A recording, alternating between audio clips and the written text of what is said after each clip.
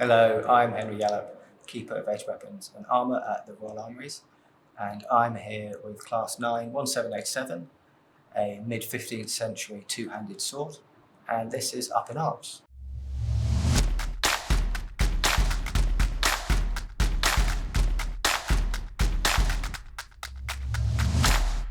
So the sword I'd like to show you today is one that we've been working on in collaboration with Matt Easton and Windlass swords to reproduce. The original is here, and we refer to it as Class 9, which is the class we use for all swords. Basically, we've got 8,000 here at Royal Armouries. 1787, which is its unique inventory number. It's a mid to late 15th century two-handed sword, and by that we mean a sword designed specifically for use with two hands because of its great sight. It's associated with the Battle of Castillon of 1453, which is the last battle of the 100 Years' War between the English and French, which ended in English defeat. And after that, England lost control of Gascony, so the last area of France it controlled apart from the Battle of Calais. So it's associated, and I say associated rather than from, which I'll get into a bit later, with quite an important event in history or French and English history. So yeah, I said associated rather than from, because we can't definitively link it to that battle. But just to put that in the context of medieval arms and armour, that's a very rare thing you're ever able to do, is to link a particular object with a particular event or battle. So this sort of level of provenance that it does have is about as good as it gets. In terms of its typology, it's a two-handed sword, as I said, so specifically designed for use with two hands. And so the two-handed sword develops in the mid-15th century when sort of the true type comes along out of these earlier long swords, hand-and-a-half swords, which have been around since the end of the 13th century, becoming more popular through the 14th and into the 15th century. And pretty much like with any arms and armour, just because a new type sort of come along, the old type doesn't end. So they very much continue even after true two-handed swords like this have come onto the scene. So onto the sword, the specifics of this sword itself, starting at the pommel, which is the way we always catalogue swords, start at the top of the pommel and work the way down.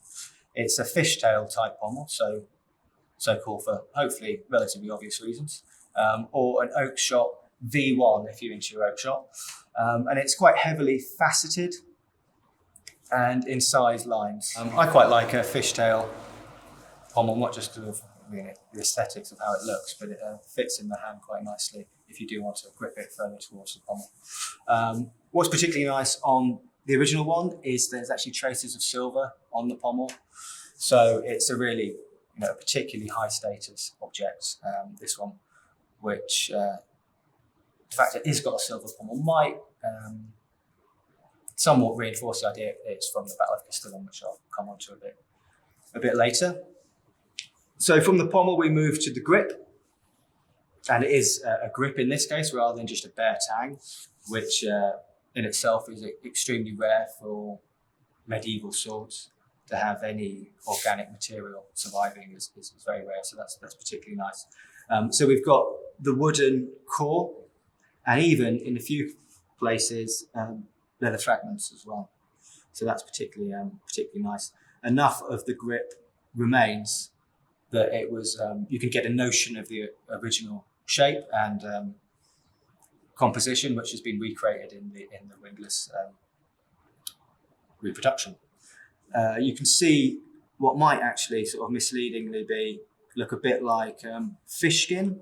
It's not actually fish skin, it's just cementation, debris from its deposition in the water. But fish skin is a common grip form on later types of swords, but that is not that, although it does somewhat look like it. And we had some of the fragments of the wooden grip analysed by a wood expert, an archaeobotanist, and they were able to say it was definitely a hardwood and possibly ash or oak, which is quite nice. So all this stuff was really good information for the recreation of the Reproduction. So onto the cross now. It kind of has a keyhole shaped or sort of arrow shaped escutcheon in the middle. On later swords you might call this quillen block. And the section of it goes from slightly sort of rounded square into a rounded section out and flaring slightly into these rounded knob terminals at the end. So next into the blade, it's an oak shop type 18B, if that's what you like. So it's a flattened diamond section, very slightly, it'll be a bit hard to see here, concave faces to the blade, so very, very, very slightly hollow ground, which again is, you see on the Reproduction as well. Tapering, but not to like a massively acute point. You know, you've still got some decent width throughout the blade.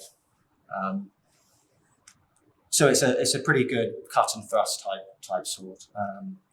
And by that, obviously, I mean a sword not optimized for either thing, because obviously you can cut or attempt to cut and attempt to thrust with pretty much any type of sword. But by that, I mean this one is not optimized for one of those two things, but will perform quite well at either, which of course most type of swords are. The final thing to be said about the blade is there's right at the end sort of traces of its wooden scabbard, which again might help support the Castillon battle theory. So within the context of the Castillon Hoard, these are referred to as Group B swords sometimes, because there's 3 large groups within the Hoard. Group A, the most numerous, Group B, of which this is one, Group C, the least numerous types of swords within there. Most of the swords from the Hoard fall within one of these 3 groups. Most of the Type Bs are actually much scaled down versions of these ones, one-handed swords, basically. And there's only a couple of two-handed swords like this from the Hoard. What's quite nice is that the one-handed ones are very similar, apart from in proportions, really. So they have also a much smaller blade, much smaller cross, but of the same type, much smaller tang. Weirdly, the pommel's almost pretty much the same on both. But in terms of the overall size, this one is obviously considerably larger, over 1.5 meters in total length. Blade is 115 centimeters. So all told, that's about as big as a practical fighting sword as you get at this point, as in the mid-late 15th century. There are larger contemporary swords like bearing swords or ceremonial swords. We've got a couple in the tower actually associated with royalty, but they're purely for carrying around. They're not for use for fighting with like this one is. A bit more detail on the Hoard, which I've mentioned a few times. The Castillon Hoard comprises about, we don't know for sure, about 80 swords that came from the Dordogne River in the early 70s, from a fine spot near the Battle of Castillon in 1453. The exact fine spot isn't known. The exact nature of the how they came out of the river is not really known either, unfortunately.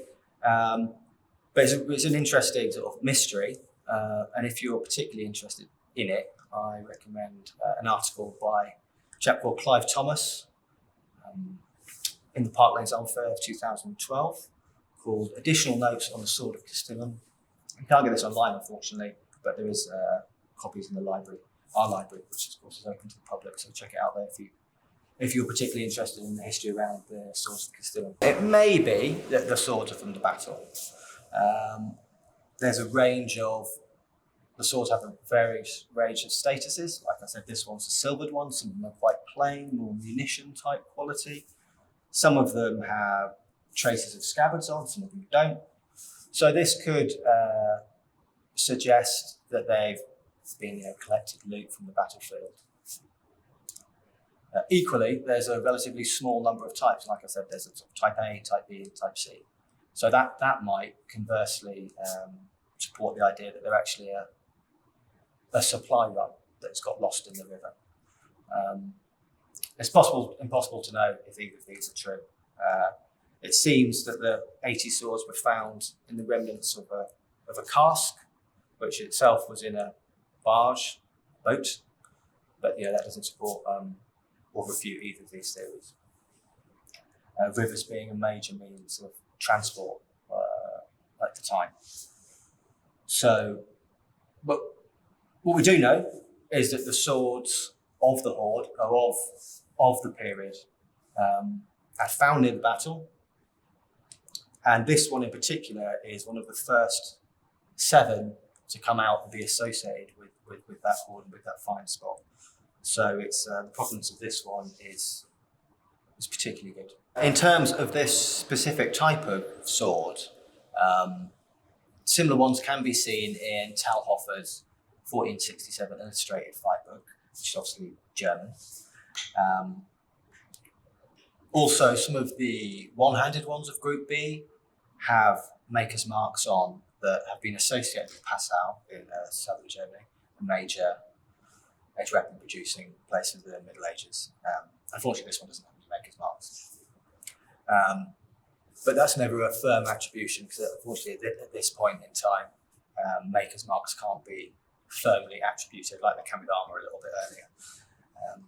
But that's not to say it's a German sword. This is the problem with this period. It's very hard to talk about specific national types yet. You can slightly later, part of them being that so many of, especially better quality swords were made in major production centres in Europe and then exported to the rest of Europe. So made in places like northern Italy or southern Germany.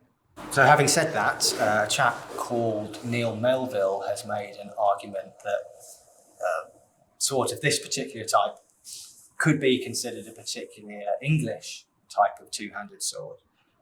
And he identifies those that have a fishtail pommel like this, or in slightly later ones, a globular one.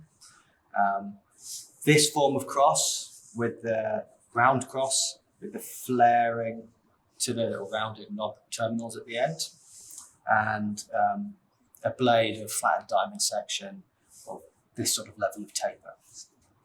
And the reason he argues this might be a particular English type is that there's a few in English collections that possibly are in English collections because they might have had an English provenance earlier, and there's also this one which could be English from the Battle of Castillon. It could, even if it's not from the Battle of Castillon, it could be from a supply to the English-controlled area at the time. So, although not in any way provable, certainly not yet, it could be an English type or a sword of the type that's popular in England, even if it wasn't necessarily made there in the first place.